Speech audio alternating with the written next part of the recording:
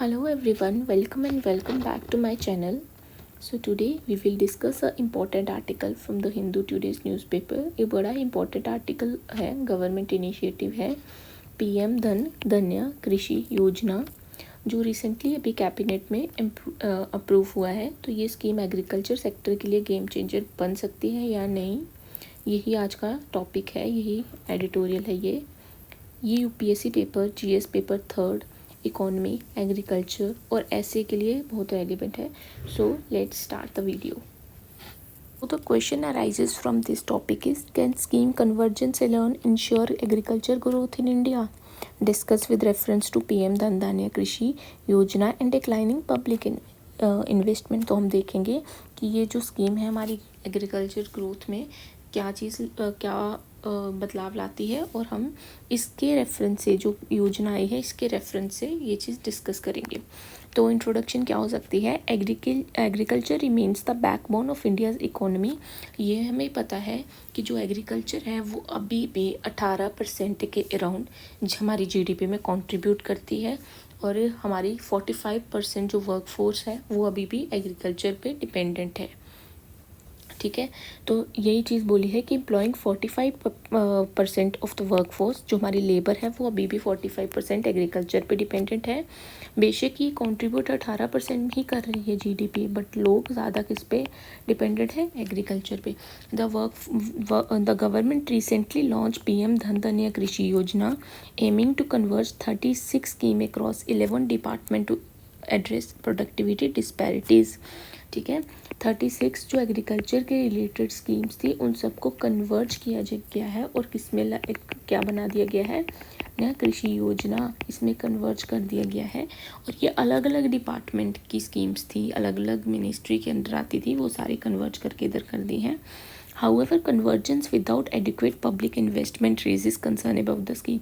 लेकिन कंसर्न किस चीज़ का है? पब्लिक इन्वेस्टमेंट की। जब इन्वेस्टमेंट नहीं होगी तो स्कीम की एफिशिएंसी कैसे जाएगी? तो वो प्रॉब्लम भी हम यहाँ पे एड्रेस करने वाले हैं। देन क्या चीज़ है ये जो पीएम धन धान्य कृषि योजना है ये क्यों बनाई गई है? ब्रिंग यूनिफॉर्मिटी इन welfare financial technical scheme. Converge कर दिया गया स्कीम्स को ताकि यूनिफॉर्मिटी रहे किसमें, कि कितना पैसा आ रहा है, कितना वेलफेयर हो रहा है, कौन कौन सी टेक्निकल स्कीम्स लाने की ज़रूरत है। फोकस एरिया क्या रहेगा? प्रोडक्टिविटी इन्वेंटमेंट्स, जो एग्रीकल्चर की प्रोडक्टिविटी है वो बढ़े। क्रॉप डाइवर्सिफिकेशन, जो मोनोकल्चर प्रैक्टिस है वो कम हो, डाइवर्सिफिकेशन ज़्यादा हो। वाटर कंजर्वेशन, इरीगेशन वाली चीज़ों पे बात की जाएगी। Increasing self reliance in agriculture allied, तो ये चीज़ों पे इस स्कीम्स के अंदर फोकस किया जाएगा। टारगेट क्या है? 100 लो प्रोडक्टिविटी डिस्ट्रिक्ट को देखा चुना जाएगा, जो 100 लो प्रोडक्टिविटी डिस्ट्रिक्ट है across the nation. Allocation of 24,000 crore annually for 6 years, और कितना फंड किया एलोकेट किया गया है? 24,000 करोड़ फंड एनुअली दिया जाएगा 6 सालों तक। कितनी टाइम पीरियड है? 6 ईयर्स का टेन्योर है।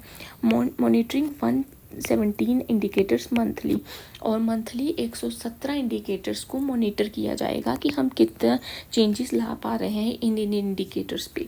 बेनिफिट क्या है इन सारी स्कीमों का मर्ज करने का? पहले तो कोऑर्डिनेशन इंप्रूव होगी, जो डुप्लीकेशन है वो कम होगी। ऑप्टिमाइज रिसोर्सेज का अच्छे से यूज़ कर पाएंगे। हॉलिस्टिकल डेवलपमेंट कर पाएंगे। Combined input support, credit, insurance and extension services को इम्प्रूव कर पाएंगे। देन डिस्ट्रिक्ट स्पेसिफिक प्लानिंग कर पाएंगे, similar to aspirational district program model. Then public private partnership. ठीक है, जो प्राइवेट कंपनीज हैं वो गवर्नमेंट के साथ मिलके नई टेक्नोलॉजी इन्वेस्टमेंट लाएंगी। ठीक है, इससे भी क्या होगा? हमारा एग्रीकल्चर सेक्टर इम्प्रूव होगा। ना हम लिमिटेशंस की बात कर लेते हैं, चैलेंजेस की बात कर लेते हैं, जो क्योंकि हर चीज़ के प्रोज एंड कॉन्स होते हैं। Declining public investment in agriculture, allocation of percentage total central outlay. ठीक है, कि जो एक परसेंटेज ऑफ जो पैसा एग्रीकल्चर को जाता था वो कम हो रहा है डे बाय डे। जैसे ईयर बाय ईयर 2021-22 में इतने परसेंट जाता था, 25-26 में इतने परसेंट, कॉन्टीन्यूस डिक्लाइन पे है। ठीक है, तो हमें फंड तो चाहिए, इन्वेस्टमेंट तो चाहिए। इनसफिशिएंट इंफ्रास्ट्रक्चर फंडिंग, जो इंफ्रास्ट्रक्चर है, जब हम इतनी सारी स्कीम्स को कन्वर्ट कर रहे हैं तो ऑब्वियसली बात है कि हमें इंफ्रास्ट्रक्चर बहुत अच्छा चाहिए, जैसे irrigation, storage, rural road need more capital investment. ठीक है, then uniform approach versus local diversity. एक uniform one size fits all वाली जो फंडा है ये नहीं चल सकता हर जगह। ठीक है, इसमें क्या है, लोकल डाइवर्सिटी। क्या रिस्क है कि जो हम रीजनल क्रॉप पैटर्न है, जो रीजन किसी रीजन में होता है, वो वाली चीज़ों को हम इग्नोर कर सकते हैं, ये भी एक चैलेंज हो सकता है। Then over dependence on private sector then may lead to inequity in resource access. Recent trend, decline in kharif oil seed pulses showing risk to nutritional security। कि एक रिसेंट ट्रेंड क्या चल रहा है, जो खरीफ ऑयल सीड है, जो pulses sowing areas वाले लोग हैं वो कम इसमें एग्रीकल्चर कर रहे हैं, तो जिसकी वजह से न्यूट्रिशनल सिक्योरिटी रिस्क पे हो सकती है।